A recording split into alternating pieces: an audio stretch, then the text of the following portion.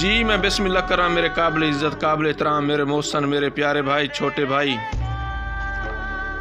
Mirza Ejaz bag साहब of Lahore तो उन्हां दी नज़र दौड़े कि तू ठीक है दौलतमंदों से असा माड़े ते बेकार सही। तेरे घर खुशियां दे फुल खिड़दे न मेरे घर मातम रुज़गार सही। तू जितदा मालिक गोगे शाह मेरी किस्मत दे विच हार सही। गल मुकदी मुकामा ढोल मेरा असी भोले तू फनकार सही।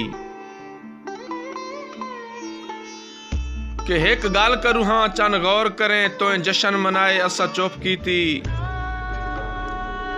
तो अपने गल विच शगना दे बिली जोड़े पाए असा चुप कीती।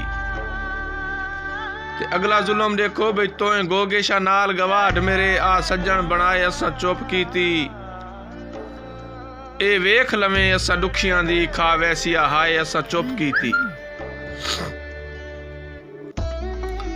इजाज़ बेग साहब के असा भावें अज तेरी लोड़ दे नहीं लवें कल अजमा तेरे काम आसूं। तेरे दुख सुख दे असा जेवर हैं भावें वेच वटा तेरे काम आसूं। ते किसे औखी मर्द च गोगे शाह बन यार दवा तेरे काम आसूं।